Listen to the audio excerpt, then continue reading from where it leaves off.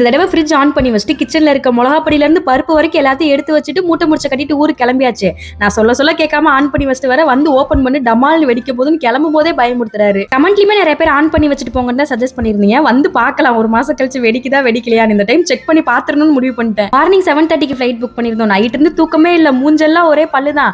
எப்படா நம்ம ஊர்ல கால் எடுத்து வைப்போம்னு ஒரே குசி ஆயிட்டோம் எல்லாரும். இங்க இருந்து சென்னை வந்துட்டு அங்கிருந்து டைரக்டா மாமியார் வீட்டுக்கு தான் பொங்கல் செலிப்ரேஷன். அப்புறம் இந்த மந்த் லோஹித் பர்த்டே வருது. அதெல்லாம் முடிச்சுட்டு மந்த் எண்ட்ல தான் மதுரைக்கு வரணும். அப்புறம் இந்த டைம் ஃபிளைட் டிக்கெட் புக் பண்ணும்போது இந்த ஃபுட் சேர்த்து ஆர்டர் போட்டிருந்தோம். சிக்கன் சாண்ட்விச், காஃபி, அப்புறம் இந்த மேஜிக் உப்புமான்னு ஒன்று கொடுத்துருந்தாங்க. ரெடிமேட் பவுடர் மாதிரி இருந்தது. அதுலயே கடலை பருப்பு, முந்திரி, கடுகு எல்லாமே இருந்தது. சுடு தண்ணி ஊத்திட்டு கொஞ்ச நேரம் கழிச்சு ஓபன் பண்ணி பார்த்தா உப்புமா ரெடி ஆயிருச்சு.